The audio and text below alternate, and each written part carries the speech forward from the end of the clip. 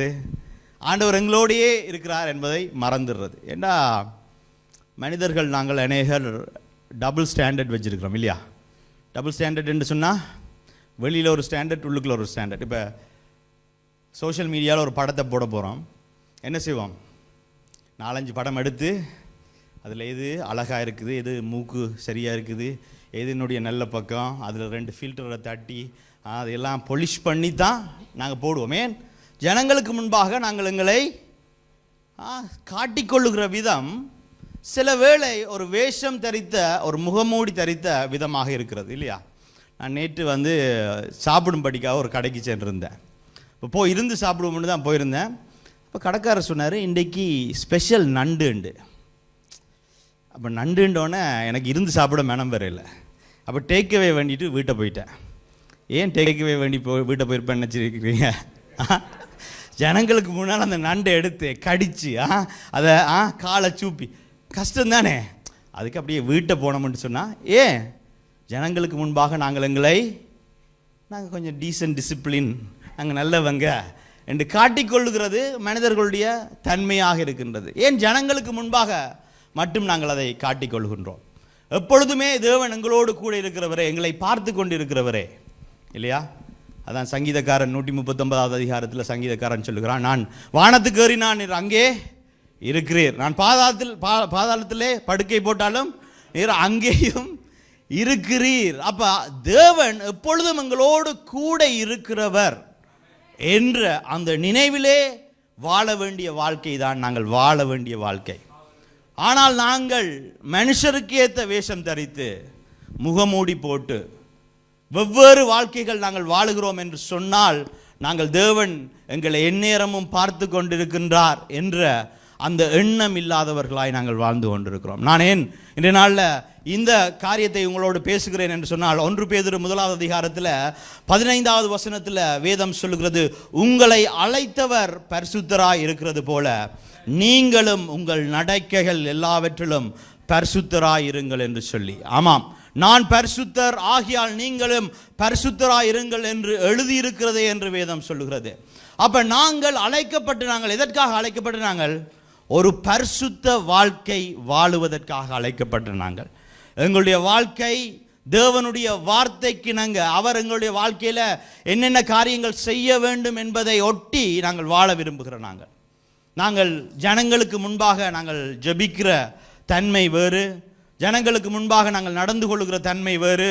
ஆனால் எங்களுடைய வீட்டிலே 4 அறைக்குள்ளே ஜனங்கள் எங்களை சூழ்ந்து இல்லாத பொழுது வாழுகிற வாழ்க்கை வேறு என்று சொன்னால், நாங்கள் இரட்டை வேஷம் தரித்து இரட்டை வாழ்க்கை வாழுகின்றோம்.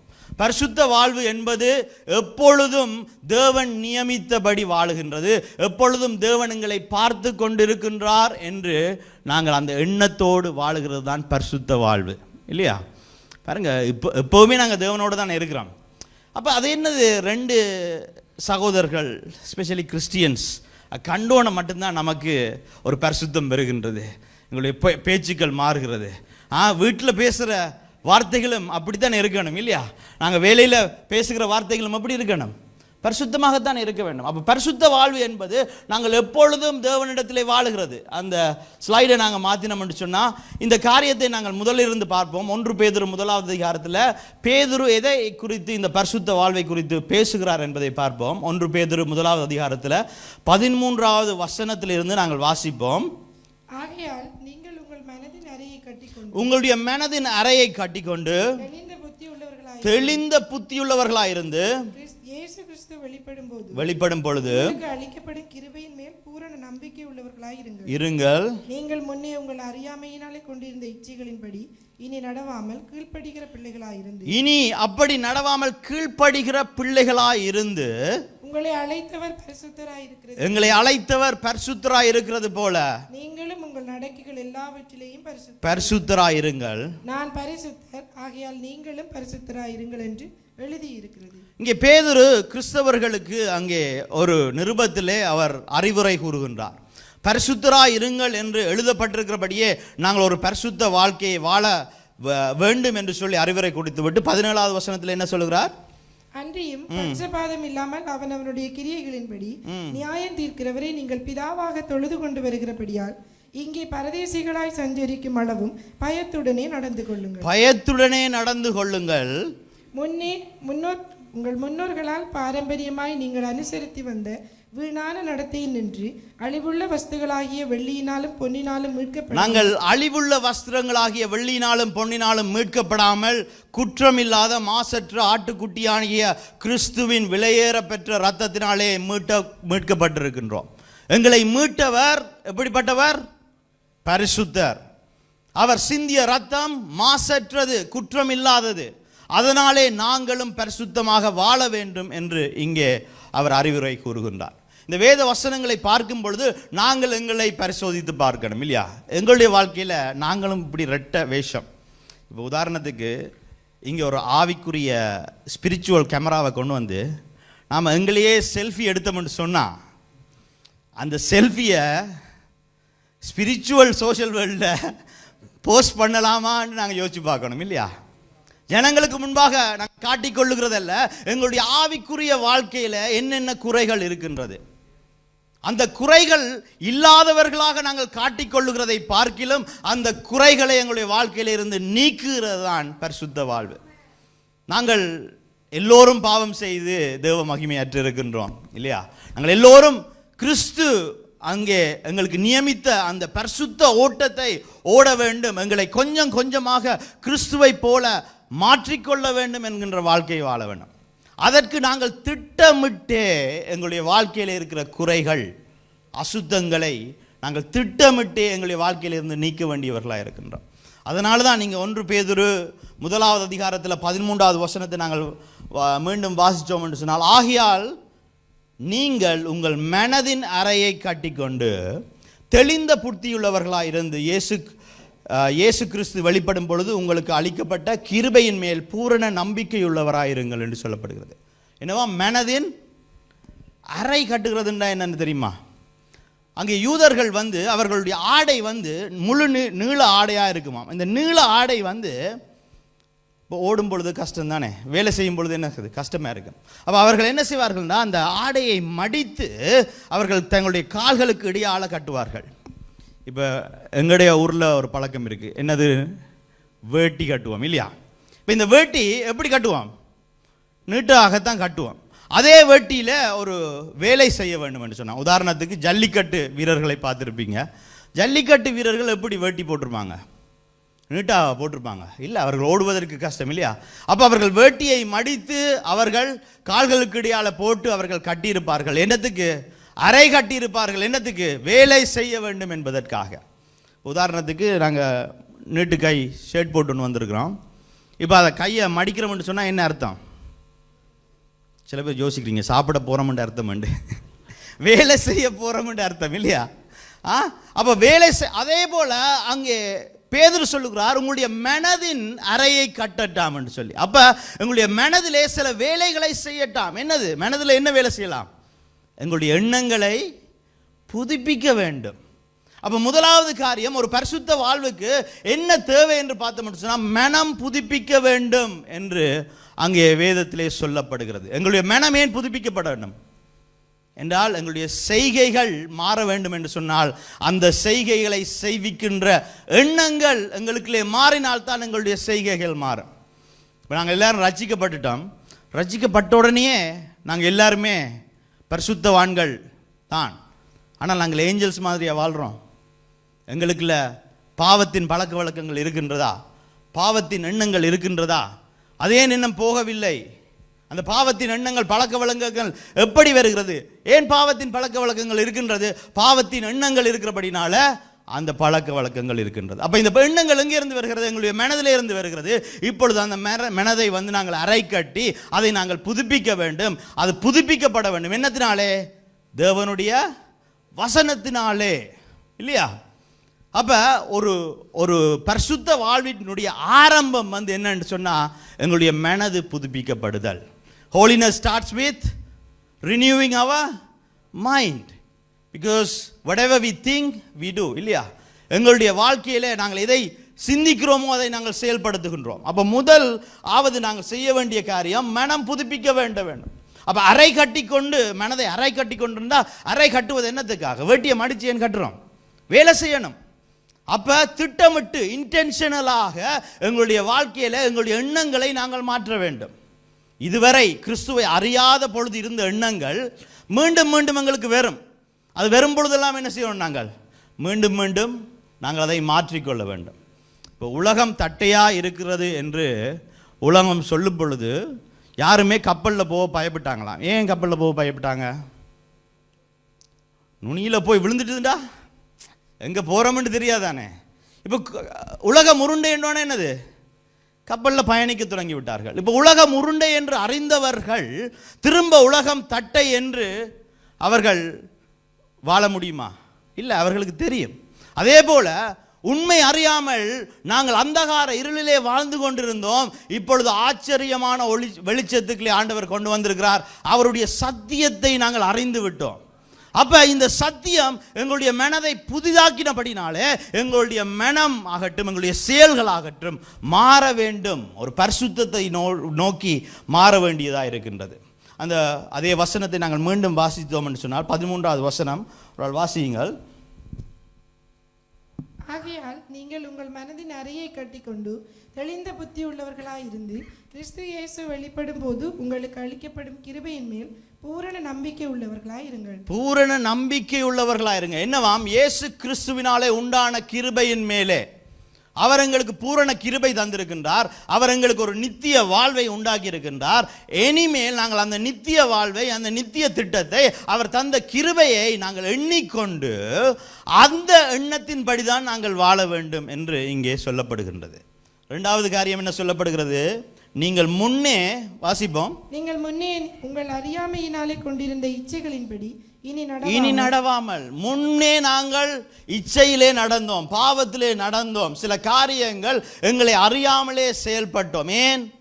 எங்களுக்கு சத்தியம் தெரியாது, உண்மை தெரியாதபடினாலே உலகத்தை பார்த்து, மற்றவர்களை பார்த்து, இந்த உலகம் செய்கிற அறியாமையான காரியங்களை நாங்கள் செய்து கொண்டிருந்தோம். ஆனால் ஏனி இது அறிந்தபடினாலே கிறிஸ்துவினுடைய அன்பு தெரியும், அவருடைய கிருபை தெரியும், அவருடைய குணாதிசயங்கள் தெரியும், அவருடைய சத்தியம் தெரியும் இல்லையா? அதை அறிந்தபடினாலே இனி என்ன செய்யலாமா? அந்த பழைய காரியங்களை நாங்கள் என்ன செய்யணுமா? செய்யக்கூடாது. கீழ்ப்படுகிற பிள்ளைகளாயிருந்து என்று வேதம் சொல்லுகிறது. அப்போ எங்களுடைய வாழ்க்கையில் ஒரு பழக்க வழக்கம், ஒரு பேட்டர்ன் எப்போவுமே இருக்கும் இல்லையா? சில காரியங்கள் எங்களால் மாற்ற முடியாது. இந்த சோறு தின்றதை விடவே முடியாது இல்லையா? என்னத்தை சலட்டை 2 நாள் சாப்பிட்டாலும் அந்த 2 நாளைக்கு அப்புறம் அந்த சோறை சாப்பிடுன்னு சொல்லிக்கொண்டே இருக்கும் இல்லையா? அது மாதிரி தான் சில பழக்க வழக்கங்கள், அது பேட்டர்னா வரும், திரும்ப திரும்ப வரும். அப்போ ஆண்டவருக்குள்ளே வந்துட்டோம், அவருடைய நீதியை நாங்கள் அணிந்து கொண்டு விட்டோம். ஆனால் அணிஞ்சு கொண்டு போய்க்கல, திடீர்னு பார்த்தா அந்த சேத்து குளத்தை பார்த்துட்டா பாயணும் போல இருக்கும். ஏன்? பழக்கம், அங்கே பழகி விட்டோம்.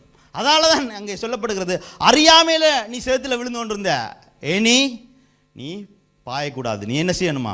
கீழ்ப்படுகிற பிள்ளையாக இருக்க வேண்டும் என்று சொல்கிறார். இதே காரியத்தை தான் ரோமர் 12வது அதிகாரத்தில் 2வது வசனம் சொல்கிறது. நாங்கள் திருப்பிக் கொள்வோம். ரோமர் 12வது அதிகாரம் 2வது வசனம். நீங்கள் இந்த பிரபஞ்சத்துக்கு ஒத்த வேஷம் தெரியாமல், இந்த பிரபஞ்சத்துக்கு ஒத்த வேஷம் தெரியாமல் தேவனுடைய நன்மையும் பிரியமும் பரிபூரணமான சித்தம் என்னதென்று பகுத்தறியத்தக்கதாக உங்கள் மனம் புதிதாகிறதுனாலே மறுரூபமாகும். உங்களுடைய மனம் புதிதாகிறதுனாலே மறுரூபமாகுங்கள் என்று வேதம் சொல்கிறது.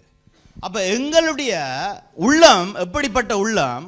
இந்த பிரபஞ்சத்துக்கு ஒத்த வேஷம் தரிக்கிற உள்ளம், எண்ணம் இல்லையா? நாங்கள் ஒரு இடத்துல விட்டோம்னா அந்த இடத்தை போலயே மாறிடுவோம் நாங்கள் இல்லையா? நாங்கள் எல்லாருமே என்ன வேட்டி சால்வியோடைய வந்திருக்கிறோம். இங்கே எல்லாருமே குழாய் போட்டு ட்ரௌசர் போட்டுக்கொண்டு ஷர்ட்டை போட்டுக்கொண்டு தான் வந்திருக்கிறோம் இல்லையா? வெள்ளைக்காரன் போல தான் வந்திருக்கிறோம். ஆனால் வாயத்திறந்தேன்டா நம்மளோட பாஷை தான் வருது எங்களுக்கு இல்லையா? என்ன பழக்க வழக்கங்கள் இல்லையா? ஆனாலும் நாங்கள் என்ன இந்த உலகத்திலே எங்கே போகின்றோமோ அதே போல் எங்களை காட்டிக்கொள்ள விரும்புகிறவர்கள் இல்லையா? நாங்கள் எப்படின்னா ஒரு திரவம் மாதிரி, ஒரு திரவம் ஒரு அச்சுக்குள்ளே ஊற்றப்பட்டால் அந்த அச்சினுடைய வடிவத்தை எடுத்துட்டோம் இல்லையா? இப்போ கேக் மிக்ஸ் இருக்குது, சில கேக் ரவுண்டாக இருக்குது, சில கேக் சதுரமாக இருக்குது. ஏன்? அதனுடைய மோல்டு, அந்த அச்சு அச்சுக்கு என்னத்தை ஊற்றுறோமோ, எந்த அச்சுக்குள்ளே ஊற்றுறோமோ அந்த அச்சை மாறுறது. அது மாதிரி தான் மனிதர்கள் ஆகிய நாங்கள் எங்கே சுற்றி இருக்கிறோமோ அதை போலவே மாறுகிறது, அந்த அச்சை போலவே. இப்போ எங்களுக்கு தெரியும் கெட்ட பாசை பேசக்கூடாது, மற்றவர்களை கழுவி ஊற்றக்கூடாதுன்னு தெரியும் தானே எங்களுக்கு. ஏன்னா நாங்கள் கிறிஸ்தவர்கள், வேதத்தை வாசிக்கின்றோம், தெரியும். ஆனால் வேலைக்கு போகிறோம், வேலைக்கு போனால் சுத்தவரை இருந்து அவன் பேசுகிறான் அதை பேசுகிறான். நாம் என்னது, நாம் தானே சாஃப்டான ஆக்கலாச்சே. நான் அப்படியே உருகிடுவோம், அப்படியே உருகி ஒரு திரவ நிலைக்கு வந்து அப்படியே அந்த அச்சுக்களை ஊற்றிடுவோம் நாங்கள். இப்போ என்னது, நாங்களும் அப்படியே அச்சா மாறிடுவோம், சூழலுக்கு ஏற்ற மாதிரி மாறி. இப்போ நாம் என்ன பேசுவோம், வாயிலேருந்து கெட்ட பாசை வருது, கழுவி ஊற்றுறோம். ஆனால் சண்டே வந்தால் நாம் தானே சாஃப்டான ஆக்கலாச்சே, நாங்கள் தானே திரவமாக அப்படியே என்னது உருகிடுவோமே. என்னது, சண்டே வந்தால் சர்ச்சுக்கு ஏற்ற மாதிரி, கிறிஸ்தவர்களுக்கு ஏற்ற மாதிரி அப்படியே நாங்கள் அச்சுக்கில் செட் ஆகிடுவோம். அதைத்தான் நீங்கள் இந்த இடத்துல ஆண்டவருடைய வார்த்தை சொல்லுகிறது, இந்த பிரபஞ்சத்துக்கு ஒத்த வேஷம் தெரியாமல். நாங்கள் போகிற இடங்களிலே அந்த அச்சுக்கு ஏற்ற மாதிரி மாறுவதற்காக தேவனங்களை அழைக்கவில்லை. அவர் பரிசுத்தராய் இருக்கிறபடினாலே அந்த பரிசுத்த வாழ்வு நாங்களும் வாழ வேண்டும் என்று அவர் எங்களை அழைத்திருக்கின்றார். பாருங்க, அப்ப நாங்கள் செய்கிற காரியங்கள், அதான் எபேசியர் 4:17 வேதம் சொல்லுகிறது, புறஜாதிகள் தங்கள் வீணான சிந்தையிலே நடக்கிறது போல இனி நீங்கள் நடவாமல் இருங்கள் என்று வேதம் சொல்லுகிறது. அப்ப எங்களுடைய வாழ்க்கையில இருக்கிற பழைய பழக்க வழக்கங்கள், பழைய எண்ணங்களை நாங்கள் மாற்ற வேண்டும். எப்படி மாற்றணும்? வேதத்தினுடைய கொள்கைகளாக, தேவனுடைய சிந்தையாக நாங்கள் மாற்ற வேண்டும், இல்லையா? We have a lot of bad habits, right? When you go and see your friend, he has done something bad for you, right? What are you going to do? Are you going to forgive him, or are you going to fight with him? Many of us fight with him. Why? Because we are still in the old thinking. So we have to change our old habits and old thinking to godly habits, godly word. ஆண்டவருடைய சிந்தைக்கு ஏற்ற, ஆண்டவருடைய வார்த்தைக்கு ஏற்ற, ஏன்னா அவருடைய வார்த்தையை நாங்கள் பெற்று விட்டோம், அந்த வார்த்தையை அடைந்து விட்டோம். அந்த அறிவுக்கேற்ற அந்த மாற்றம் எங்களுக்குள்ளே வேண்டியதாக இருக்கின்றது. அதான் 2 கொரிந்தியர் 10வது அதிகாரத்தில் நாங்கள் பார்த்தோம் என்று சொன்னால், அவைகளால் நாங்கள் தர்க்கங்களையும் தேவனை அறிகிற அறிவுக்கு விரோதமாய் எழும்புகிற எல்லா மேட்டிமையையும் நிர்மூலமாக்கி எந்த எண்ணத்தையும் கிறிஸ்துவுக்கு கீழ்ப்படிய சிறைப்படுத்துகிறவர்களாய், எந்த எண்ணத்தையும் கிறிஸ்துவுக்கு கீழ்ப்படிய சிறைப்படுத்த வேண்டுமா? அப்ப நாங்கள் ஆண்டவருக்குள்ள வந்த பின்பாகவும் சில சிந்தைகள், சில எண்ணங்கள் எங்களுக்கு வந்தோண்டே இருக்கிறது, இல்லையா? மன்னிக்காத எண்ணங்கள், கோவப்படுகிற எண்ணங்கள், இச்சைக்கான எண்ணங்கள். இந்த எண்ணம் எப்பெல்லாம் வருதோ அப்பெல்லாம் நாங்கள் என்ன செய்யணுமா? அந்த எண்ணத்தை சிறை பிடிக்க வேண்டும். மாறாக நாங்கள் என்ன செய்கிறோம்? நாங்கள் அந்த எண்ணத்துக்குள்ள சிறையாய் போயிடுகிறோம், இல்லையா? அந்த எண்ணத்தை வந்து என்டர்டெயின் பண்ணி அதுக்குள்ள நாங்கள் உள்ளுக்குள்ள போனோம்னா என்ன செய்யறது? அந்த இச்சையான எண்ணமாகட்டும், அந்த கோபமான எண்ணமாகட்டும், அந்த மன்னிப்பில்லாத எண்ணமாகட்டும், எங்களை கொண்டு போய் விடுகிறது? பழைய பழக்க வழக்கங்களிலே, மாமிச மனுஷனுக்குள்ளே கொண்டு போய் விடுகின்றது. அப்போ வேதத்தின்படி நாங்கள் பார்த்தோம் என்று சொன்னால் எங்களுடைய எண்ணங்கள் மாற வேண்டும். அந்த எண்ணங்கள், பழைய எண்ணங்கள் வரும்பொழுது நாங்கள் திட்டமிட்டு, இது பழைய எண்ணம், நான் இப்போ ஆண்டவருடைய பிள்ளையாகிவிட்டேன், இந்த பழைய எண்ணம் எனக்கு வரக்கூடாது என்று சொல்லி நாங்கள் என்ன செய்யணும்? அந்த எண்ணத்தை சிறைப்படுத்த வேண்டும் என்று வேதம் சொல்லுகிறது. ஒரு மறுரூபம், ஒரு எங்களுடைய சிந்தை புதிதாக்குதல் என்று சொல்லும் பொழுது எங்களுடைய எண்ணங்கள் எல்லாம் மாற வேண்டும். ஏனென்றால் நாங்கள் இப்போ பார்க்குற ஆங்கிள் வந்து வித்தியாசம், இல்லையா? உலகத்தை இவ்வளவு நாளும் நாங்கள் பார்த்த விதம் உலகத்தின் பிரகாரமாக பார்த்து கொண்டிருந்தோம். இப்போ நாங்கள் உலகத்தை பார்க்கின்றது இந்த வேதத்தின் பிரகாரமாக, கிறிஸ்து எப்படி எங்களை பார்த்தார் என்ற பிரகாரமாக, அவருடைய குணாதிசயங்களின் பிரகாரமாக. அவர் அன்புள்ளவர், அவர் கிருபை உள்ளவர், அவர் இரக்கம் உள்ளவர், அவர் எப்படி இந்த இடத்திலே நடந்திருப்பார், எப்படி ஒரு முடிவை எடுத்திருப்பார், அதன்படி நான் எடுக்கிறேனா என்ற எண்ணத்திலே பார்க்க வேண்டும், இல்லையா? கம்பளி பூச்சி, நான் முதலும் சொல்லியிருந்தேன் ஒரு இதில், கம்பளி பூச்சி என்னவா மாறுது? வண்ணாத்தி பூச்சியாய் மாறுகின்றது. அது ஒரு மாற்றம் அல்ல, அது மறுரூபம். ஏன்? அது வந்து ஊர்ந்து கொண்டு திரிஞ்சது, இப்போ பறந்து கொண்டு திரியுது. இப்போ ஊர்ந்து கொண்டு இருக்கும் பொழுது அது உலகை எப்படி பார்த்துருக்கும்? அண்ணாந்து பார்த்துருக்கும். ஆனால் இப்போ பறந்து கொண்டு இருக்கைகளை எப்படி பார்க்குது? மேலே இருந்து தெளிவாக பார்க்கின்றது. அப்ப இப்ப தெளிவாக பார்த்த இந்த வண்ணாத்தி பூச்சி திரும்பவும் கம்பளி பூச்சியாக மாறி உலகத்தை பார்க்க முடியுமா? இல்ல. அதுக்கு தெரியும். முதல் கீழே இருந்து பார்க்கும் பொழுது அநேக விஷயங்கள் தெரியவில்லை.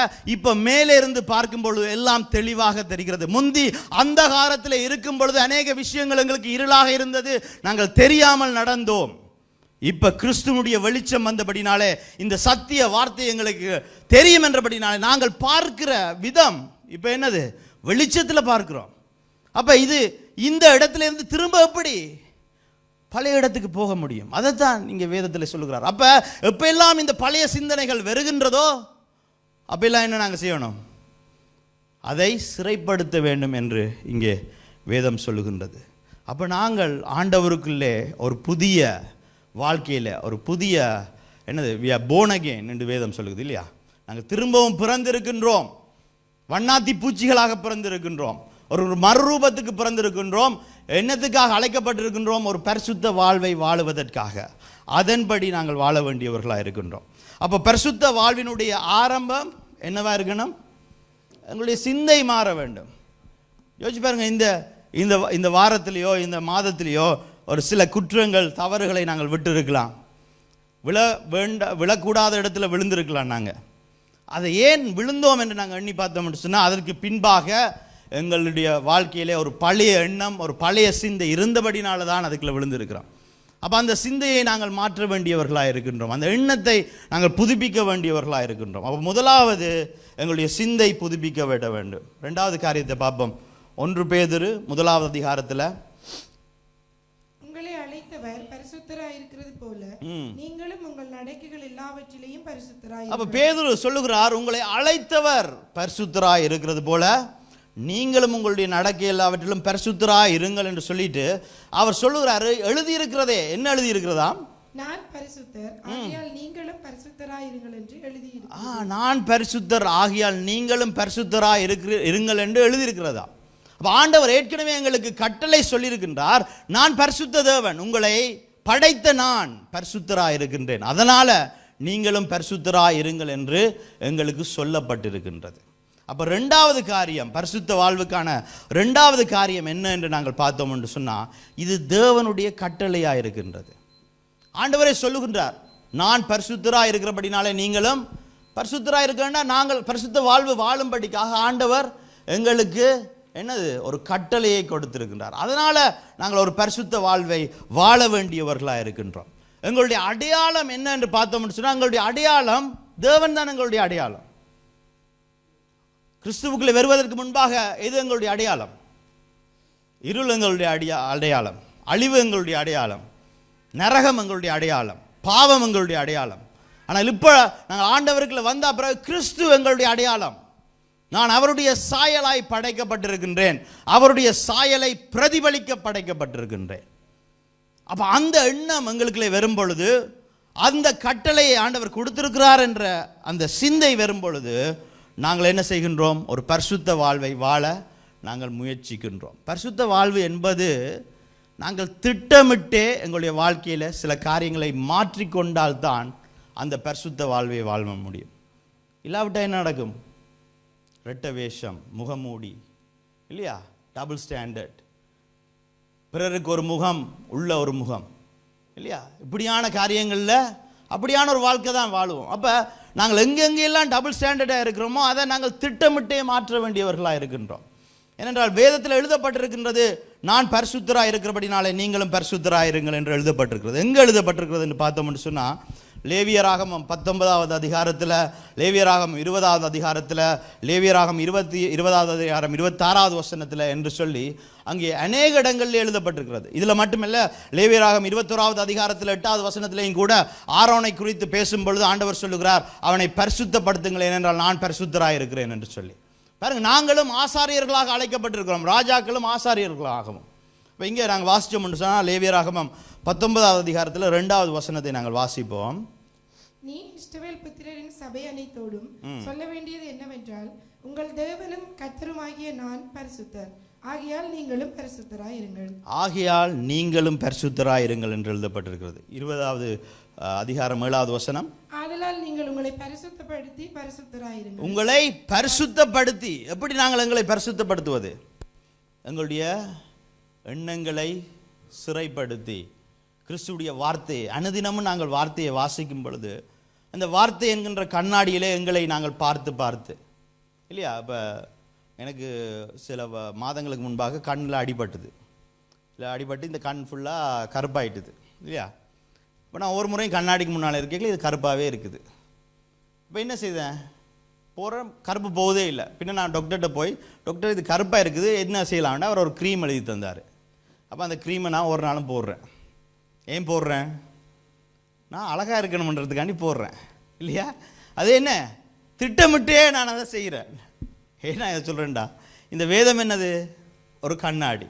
இந்த கண்ணாடியை நாங்கள் பார்க்கும்பொழுது எங்களுக்கு தெரியுது, ஐயோ இதில் கருப்பாக இருக்குது, இது அழுக்காக இருக்குது, தெரிஞ்சுட்டு அப்படியே போகலாமா? இல்லை தானே? அதுக்கு என்ன செய்யணுமா? நான் அப்போ இந்த அழுக்கு எப்படி நான் எடுக்கிறது? அது நாங்கள் திட்டமிட்டு நாங்கள் செய்ய வேண்டிய காரியமாயிட்டு. அப்போ தானே ஒரு பரிசுத்த வாழ்வை நாங்கள் இதுண்டலாம். இல்லை கண்ணில் கருப்பாக இருக்குது, கண்ணாடியை போட்டால் தெரியாதுன்னு சொல்லி, இல்லாட்டி மேக்கப்பில் 2 பவுடரை வேண்டி பூசிட்டு போகலாம். அப்படி ஒரு வாழ்க்கையை நாங்கள் வாழுகிறது பெட்டரா? இல்லாட்டால் உண்மையாகவே இந்த அழுக்கு என்னிடத்துலேருந்து போக வேண்டும் என்று வாழ்கிற வாழ்க்கை பரிசுத்த வாழ்வா? பரிசுத்த வாழ்வு என்பது நாங்கள் திட்டமிட்டு எங்களை மாற்றிக்கொள்வது. அதான் நீங்கள் 20வது அதிகாரம் 26வது வசனத்தில் வேதம் சொல்லுகிறது, கர்த்தராகிய நான் பரிசுத்தராய் இருக்கிறபடியினாலே நீங்களும் எனக்கேற்ற பரிசுத்தவான்களாய் இருப்பீர்களாக. நீங்கள் என்னுடையவர்களாய் இருக்கும்படி ஆண்டவர் சொல்றார், நீங்கள் என்னுடையவர்களாய் இருக்கும்படிக்கு உங்களை மற்ற ஜனங்களை விட்டு பிரித்தெடுத்தேன். மற்ற ஜனங்களை விட்டு பிரித்தெடுத்தேன். அவருடைய ஜனமாக இருக்கும் படி இல்லையா? இப்போ நாங்கள் ஏன் இப்போ குலா போட்டு ட்ரௌசர் போட்டு ஷர்ட்டை போட்டு வேட்டி கட்டாமல் சாரி கட்டாமல் எல்லாம் வந்திருக்கிறோம்? ஏன்? இங்கே இருக்கிற ஜனங்களோடு நாங்களும் ஒத்து போகிறதுக்கு இல்லையா? இப்போ ஆண்டவர் சொல்கிறார், நான் உங்களை மற்ற ஜனங்கள்லேருந்து பிரித்தெடுத்து என்னுடைய ஜனமாக்கி இருக்கின்றேன். அவருடைய ஜனம் என்றால் அவருடைய சிந்தையை, அவருடைய குணாதிசயங்களை, அவருடைய அன்பை, அவருடைய கிரியைகளை நாங்கள் பிரதிபலிப்பவர்களானே இல்லையா? இப்போ நாங்கள் எல்லாருமே தமிழ் பேசுகிறோமா? தமிழ் பேசுகிறோம். யாராவது நம்ம ஜப்பனீஸ் சைனீஸ் பேசுகிறோமா? இதில் இல்லையே. ஏன்? நாங்கள் தமிழ் ஜனங்கள் தமிழ் பேசுகிறோம். அப்போ ஆண்டவருடைய ஜனங்களாகிய நாங்கள் அவருடைய மொழி, அவருடைய உடை, அவருடைய குணாதிசயங்கள் அதைத்தானே நாங்கள் பிரதிபலிக்க வேண்டும். அதால தான் இங்கே சொல்லுகிறது, உங்களை மற்ற ஜனங்களை விட்டு பிரித்தெடுத்தேன், நீங்கள் என்னுடையவர்கள், அதனால் நீங்கள் பரிசுத்தராய் இருங்கள் என்று. அப்போ அது ஒரு கட்டளையாக இருக்கின்றது. அப்போ தேவனுடைய பிள்ளைகள் தேவனை பிரதிபலிப்பார்கள். அப்போ நாங்கள் எங்களுடைய வாழ்க்கையில் நாங்கள் யோசிச்சு பார்க்கணும். நான் வேலைக்கு போனேன்னு சொன்னால் அந்த வேலை இடத்துல ஜனங்களுக்கு தெரியுதா இவனுடைய தேவன் இயேசு என்று? ஜனங்கள் என்னுடைய நடத்தைகளை வைத்து, என்னுடைய பேச்சுக்களை வைத்து அவர்கள் சொல்ல முடியுமா? நான் நடந்து கொள்ளுகிற விதத்தை வைத்து இவர்கள் கிறிஸ்தவர்கள் என்று கூற முடியுமா? இவர்கள் கிறிஸ்துவை உடையவர்கள் என்று சொல்ல முடியுமா? இல்லையா? ஏன்னா நாங்கள் அவர்களுடையவர்களாக இருந்தேன்டா அவர்களை என்ன தேவனை நாங்கள் பிரதிபலிப்போம். அப்போஸ்தலர் 4வது அதிகாரத்தில் பேதுரு ஜோவான் பேசுகிற தைரியத்தை நாங்கள் வாசிப்போம். அப்போஸ்தலர்கள் 4ஆம் அதிகாரம் 13வது வசனம். பேதுருவும் ஜோவானும் பேசுகிற தைரியத்தை அவர்கள் கண்டு அவர்கள் படிப்பறியாதவர்கள் என்றும் பேதமை உள்ளவர்கள் என்றும் அறிந்தபடியினால் ஆச்சரியப்பட்டு அவர்கள் இயேசுவுடனே கூட இருந்தவர்கள் என்றும் அவர்கள் இயேசுவுடனே அவர்கள் பேசுகிற விதத்தை பார்க்குறாங்க. இவர்கள் பேதைகளாயிற்றே என்று யோசிச்சுட்டு சொல்கிறாங்க, ஓ இல்லை இவர்கள் இயேசுவோடு கூட இருந்தபடினால அவர்கள் பேசுகிறார்கள் என்று சொல்லி. இதனால ஜனங்கள் எங்களை பார்க்கும் பொழுது எங்களை பேதைகளாக நினைக்கலாம். ஆனால் எங்களுடைய செயல்கள், எங்களுடைய பேச்சுக்களை அவர்கள் கேட்கும் பொழுது, எங்களுடைய செயல்களை பார்க்கும் பொழுது, எங்களுடைய குணாதிசயங்கள் அவர்களிடத்தில் பிரதிபலிக்கப்படும் பொழுது இவர்கள் கிறிஸ்துவோடு இருந்தவர்கள் என்று சொல்லக்கூடியதாக இருக்கணும் இல்லையா? நாங்கள் ஏன் மன்னிக்க வேண்டும்? என்னென்ற என்னுடைய தகப்பனுடைய இயல்பு மன்னிப்பது. நான் ஏன் கைண்டா மற்றவர்களோடு அன்பா பேச வேண்டும்? ஏனென்றால் என்னுடைய தகப்பன் அன்பாய் பேசுகின்றவர். அவருடைய மொழி நடை அன்பு.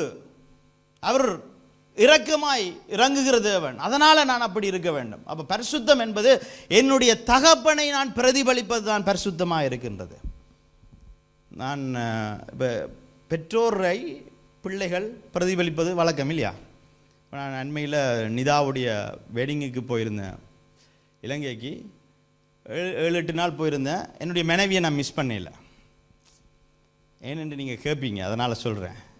ஏனெண்டா என்னுடைய மனைவியோட குட்டி வெர்ஷன் என்னோட வந்திருந்தா, என்னுடைய மகள் சாயந்தனே. பாஸ்டர் சாயந்தனே சொன்னார், பார்த்துட்டு சொன்னார், சாயந்தன் சொன்னார், அக்காவை மாதிரியே இருக்கிறாள்.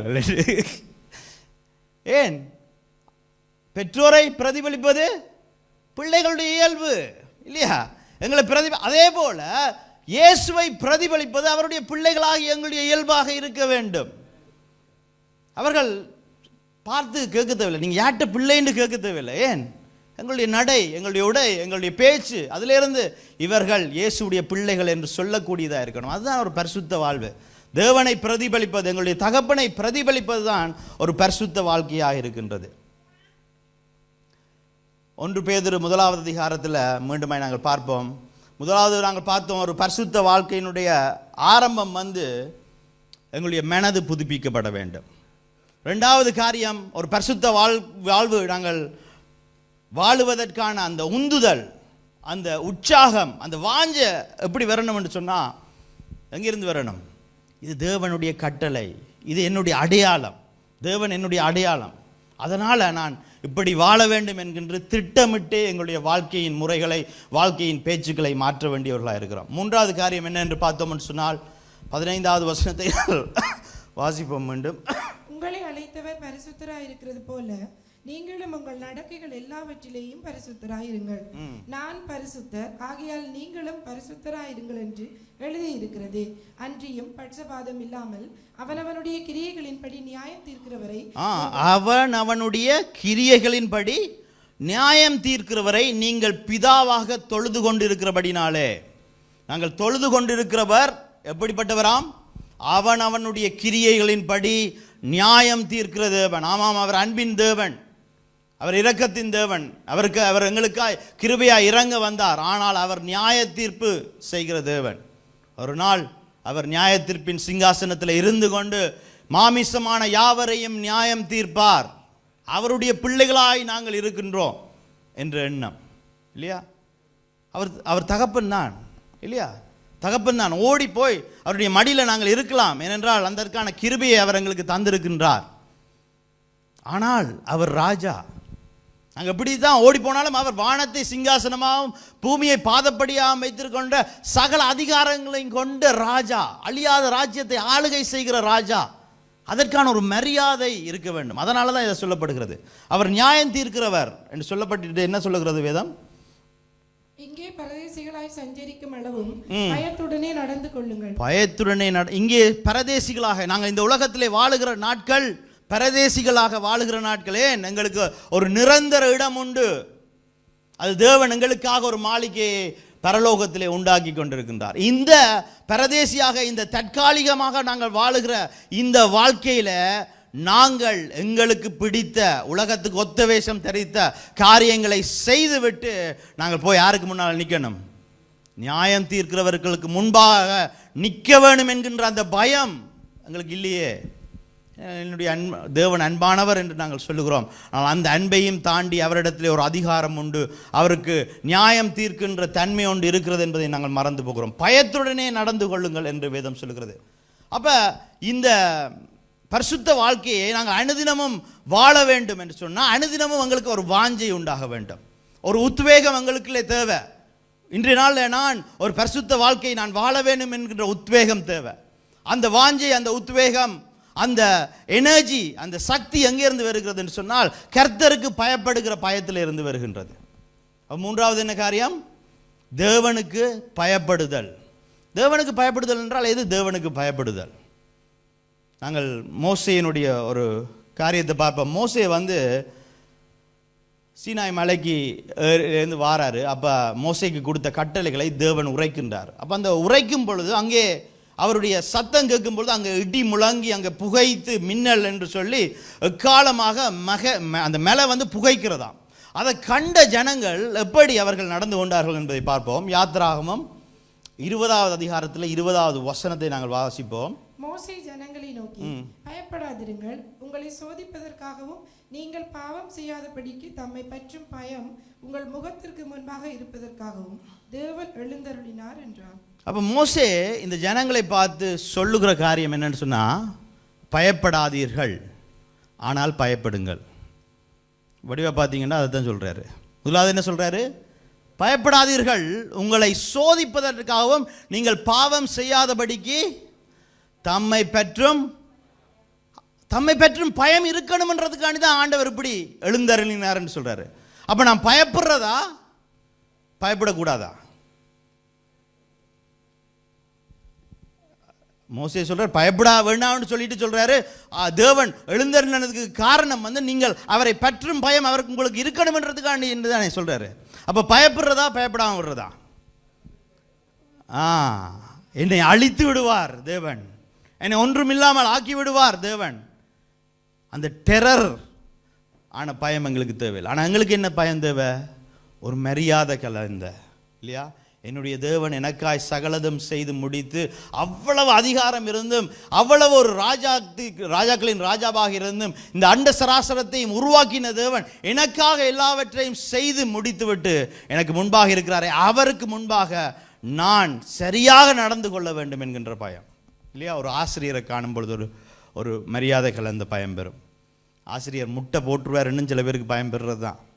இப்போ ஒரு ஒரு தகப்பன் ஒரு பெற்றோரை காணும் பொழுது பிள்ளைகளுக்கு எப்படிப்பட்ட பயம் பெறுகின்றது? சில பிள்ளைகளுக்கு அப்பா அடித்து துவைச்சு போடுவாருன்ற ஒரு பயம் பெறும். ஆனால் அது உண்மையான பயமா? என்றால் அவன் நாளைக்கு வளர்ந்த பின்பாக அவனுக்கு 18 வயசு வந்தோடனே அவன் என்ன செய்வான்? நான் இந்த வழியில் போகிறேன், நீ உண்ட வழியில் போன்றுவான், இல்லையா? ஆனால் என்னுடைய தகப்பன் எனக்காக எல்லாம் செய்கின்றவர், அவர் எல்லா ஞானத்தையும் எனக்கு சொல்லிக் கொடுக்கின்றவர், நான் நடக்க வேண்டிய வழியை எனக்கு காட்டி எனக்காக எல்லா காரியமும் செய்கிறவர், அவரை பார்க்கும் பொழுதே எனக்கு ஒரு மரியாதை கலந்த பயம் பெறுகின்றது. ஐயோ, அவரை நான் டிசப்பாயிண்ட் பண்ணாமல், அவரை ஏமாற்றாமல், அவருடைய விருப்பத்தின்படி நான் நடந்து கொள்ள வேண்டும் என்கின்ற ஒரு மரியாதை கலந்த பயம் பெறுது பாருங்க. அதான் இந்த ரெவரண்ட் ஃபியர். அந்த பயத்தினாலே நாங்கள் பயப்பட வேண்டிய. அதான் மோசே சொல்லுகிறார், என்ன சொல்லுகின்றார்? உங்களை சோதிப்பதற்காகவும் நீங்கள் பாவம் செய்யாதபடிக்கு தம்மை பெற்றும். அப்ப இந்த பயம் என்ன செய்யும்? தேவனிடத்தில் எங்களை சேர்த்துக் கொள்ளும். மற்ற பயம் என்ன செய்யும்? தேவனை விட்டு எங்களை விலக்கிடும். ஐயோ, நான் பாவம் செய்துட்டேன், தேவன் என்ன எனக்கு தண்டனை கொடுக்க போறாருன்னு நாங்கள் ஓடுறதில்லை. ஐயோ, எல்லாவற்றையும் செய்து முடித்த தேவனுக்கு முன்பாக நான் பாவத்தை செய்து அவரை ஏமாற்றி விட்டனே என்று சொல்லி அந்த பயம் எங்களை அவரிடத்தில் சேர்க்குமா இருக்கும். அப்போ இந்த பயம்தான் ஒரு பரிசுத்த வாழ்க்கை வாழ்வதற்கு எங்களை உந்துதல் செய்கின்றது. எங்களுக்கான அந்த வாஞ்சியை, அந்த எரிபொருளாக அது செயல்படுகிறது. எங்களுடைய வாழ்க்கையில் இந்த கர்த்தருக்கு பயப்படுகிற பயம் இல்லாமல் ஒரு பரிசுத்த வாழ்க்கையை நாங்கள் வாழ முடியாது. இதனால் நாங்கள் ஏன் இரட்டை வேஷம் தரித்து வாழ்ந்து கொண்டிருக்கின்றோம்? ஏன் முகமூடி போட்டு காரியங்களை செய்து கொண்டிருக்கின்றோம்? ஜனங்கள் பார்க்காத நேரத்திலே நாங்கள் செய்கிற காரியங்களும் ஜனங்கள் பார்த்து கொண்டிருக்கிற நேரங்களில் நாங்கள் செய்கிற காரியங்களும் ஒரே விதமாகவா இருக்கின்றது? எங்களுடைய பேச்சுக்கள் எங்கேயும் ஒரே விதமாகவா இருக்கின்றது? அப்படி இல்லை என்றால் தேவன் என்னை பார்த்து கொண்டிருக்கிறார் என்ற பயம் இல்லாமல், தேவனை நாங்கள் ஏமாற்றுகிறவர்களாக இருக்கிறோமே என்ற பயம் இல்லாமல் ஒரு வாழ்க்கையை வாழ்ந்து கொண்டிருக்கின்றோம். அது அசுத்தமான வாழ்க்கையாக இருக்கின்றது. நீதிமொழிகள் 16வது அதிகாரத்தில் 6வது வசனத்தை நாங்கள் திருப்பிக் கொள்வோம். கிருபையினாலும் சத்தியத்தினாலும் பாவம் நிவர்த்தியாகும், கர்த்தருக்கு பயப்படுகிறதினால் மனுஷர் தீமையை விட்டு விலகுவார்கள். எப்படி, எதனால தீமையை விட்டு விலகுவார்களாம் மனுஷர்? கர்த்தருக்கு பயப்படுகிற பயத்தினால. அவர் வேலை ஒரு மரியாதை கலந்த. இப்போ உதாரணத்துக்கு ஒரு டீனேஜ் பையன் வந்து காரோட பழகுறான்னு வைங்களேன். காரோட பழகினா எப்படி ஓடுறாங்க? ரோட்டில் அறம்புறமாக தான் ஓடுறாங்க, இல்லையா? சத்தம் போட்டுக்கொண்டு சவுண்டையும் ஹையாக போட்டுக்கொண்டு சும்மா ஸ்பீடாக ஓடிக்கொண்டிருப்பார்கள், இல்லையா? ஆனால் அந்த டீனேஜ் பையனுடைய தகப்பன் பின்னால் காரில் வாரார் என்று தெரிஞ்சன்னு சொன்னால் அவன் எப்படி ஓடுவான்? ஐயோ, அப்பா வாராரு, அப்பா கார் எல்லாம் எனக்கு வேண்டி தந்திருக்கிறாரு, நான் கேட்காமலே எல்லா காரியத்தையும் செய்திருக்கிறாரு, நான் கவனமாய் ஓடணுமென்று ஓடுவார், இல்லையா? அதனால தான் தாவீது சொல்லுகிறார், என்ன, நான் வானத்துக்கு ஏறினாலும் நீர் அங்கே இருக்கிறீர், பாதாளத்தில் படுக்க போட்டாலும் நீர் அங்கேயே இருக்கிறீர்.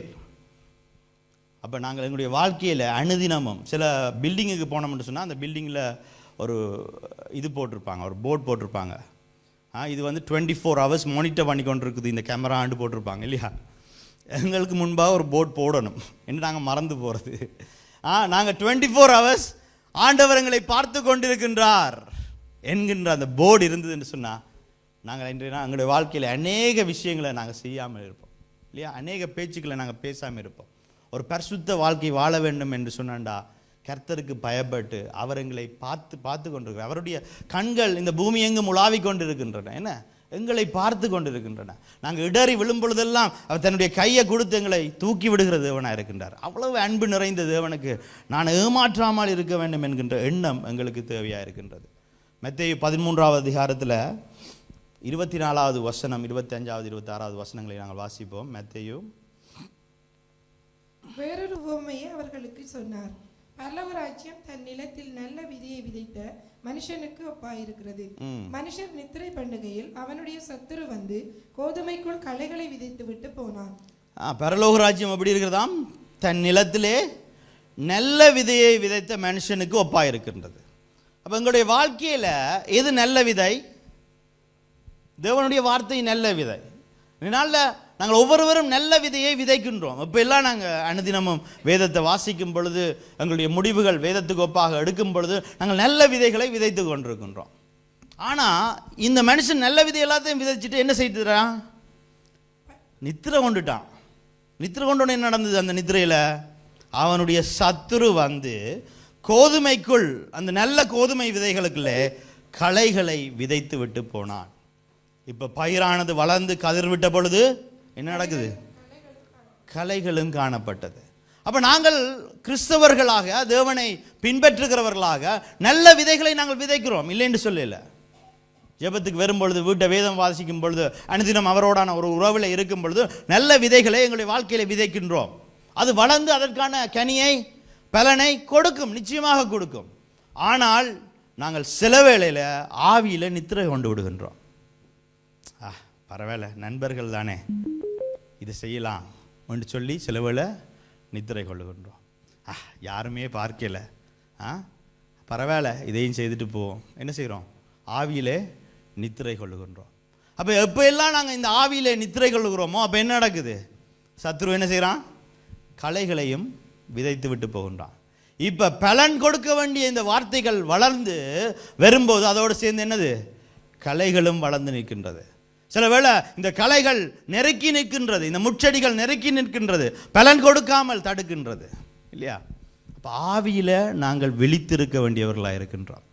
அது சபைக்கு வரும் மட்டும் பொழுதும் இல்லை, பக்கத்தில் கிறிஸ்தவர்கள் இருக்கும் பொழுது மட்டுமல்ல, எங்களோடு 4 பேர் சுற்றி இருக்கும் மட்டும் போது இல்லை, எப்போவுமே நாங்கள் ஆவியிலே விழித்திருக்க வேண்டும். எப்பொழுதுமே நாங்கள் ஆவியிலே விழித்திருக்கும் பொழுதுதான் நாங்கள் ஒரு பரிசுத்த வாழ்க்கையை வாழுவதற்கு கூடுதலாக இருக்கும் இல்லையா. இல்லாவிட்டால் நாங்கள் எப்பெல்லாம் கொஞ்சம் அசந்து, நாங்கள் பரவாயில்ல இது உலகமே செய்கிறது என்று சொல்லி நாங்கள் கொஞ்சம் அசந்து போகும் பொழுது அந்த இடத்திலே நாங்கள் ஆவியிலே தூங்கி விடுகின்றோம். அங்கே எங்களுடைய பரிசுத்த வாழ்வு, அங்கே களைகள் விதைக்கப்பட்டு நாங்கள் வேறொரு வாழ்க்கையை வாழுகிறவர்களாய் நாங்கள் மாறிவிடுகின்றோம். ஸோ இந்த வாரம் மட்டுமல்ல, வருகிற 2 வாரங்களும் கூட இந்த பரிசுத்த வாழ்வை குறித்து நாங்கள் பேச போகின்றோம். இந்த ஆண்டவர் எங்களுக்கு எத்தனையோ நன்மைகளை இந்த வருஷம் செய்து கொண்டு வருகின்றார், எண்ணம் செய்வார் இல்லையா.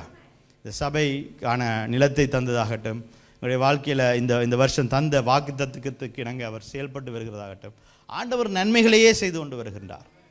அப்போ அந்த நன்மை செய்கிற ஆண்டவருக்கு நானும் என்னை திருத்தி அவர் விரும்புகின்ற வாழ்க்கையை வாழ வேண்டும் என்பது எங்களுடைய மனதிலே இருக்க வேண்டும்.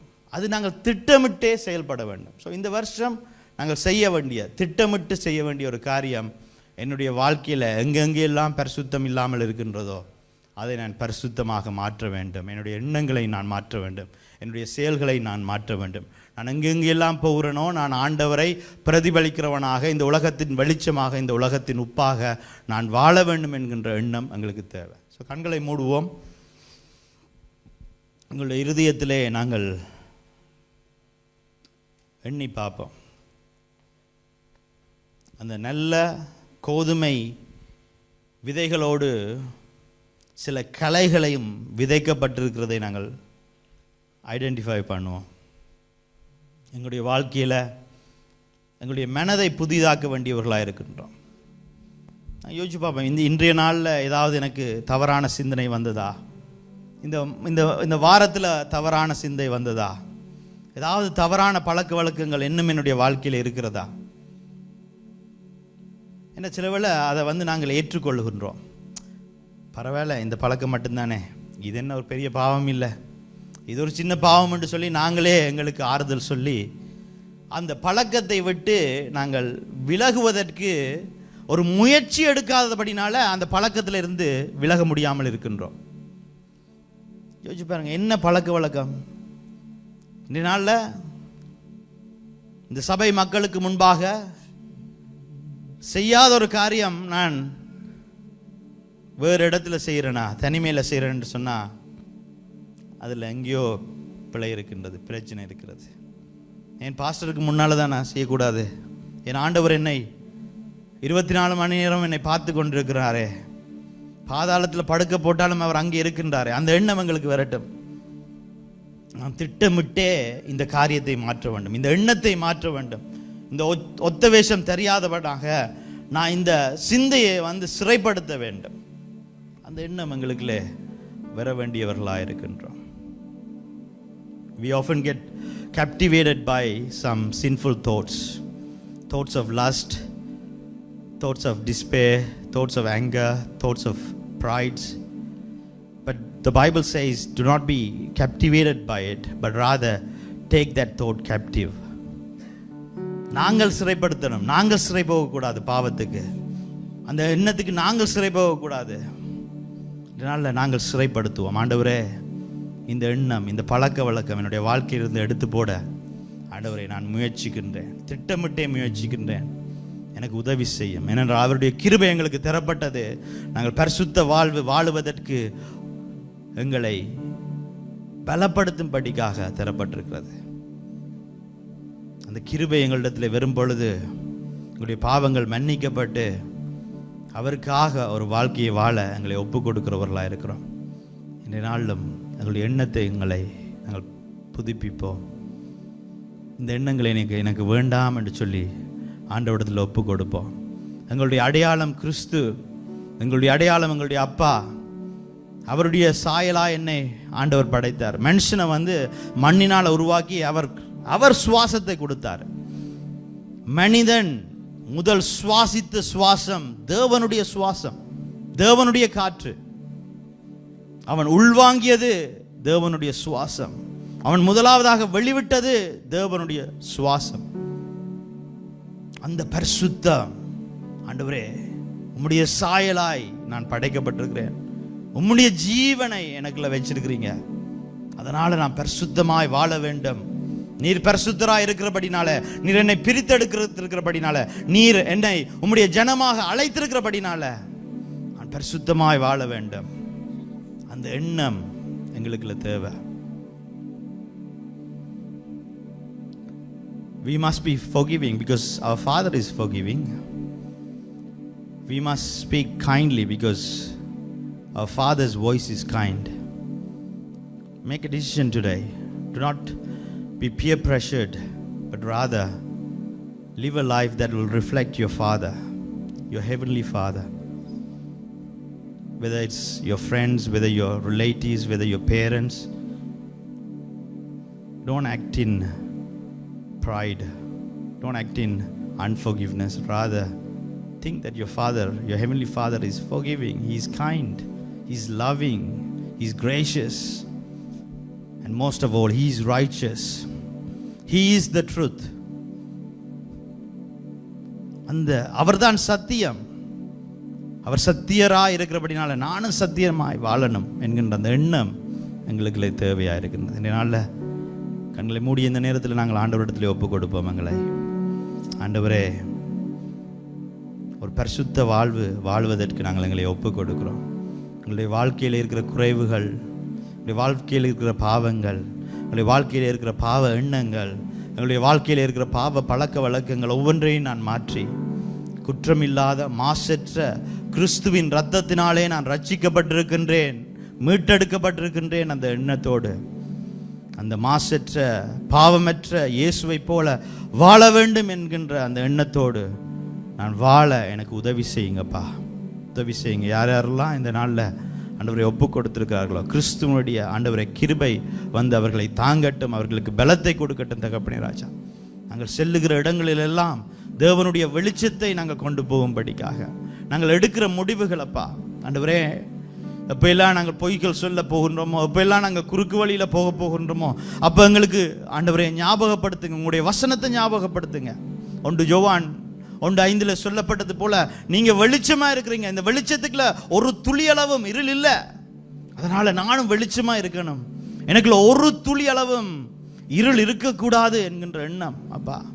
அனுதினமும் நான் எடுக்கிற முடிவுகளில் நான் கிறிஸ்துவை போல இந்த முடிவை எடுக்கிறேனா, கிறிஸ்துவை போல சிந்திக்கிறேனா, கிறிஸ்துவை போல நடந்து கொள்ளுகிறேனா என்கின்ற ஆண்டவரே அந்த எண்ணம் எனக்குள்ள இருக்கட்டும். நான் திட்டமிட்டு ஆண்டவரே கர்த்தருக்கான ஒரு பரிசுத்த வாழ்க்கையை வாழ்ந்திட எனக்கு உதவி செய்திடுங்க. நன்றி என்று சொல்லுகிறோம் இயேசுவின் நாமத்தினாலே. ஆமேன். கர்த்தர் நல்லவர்.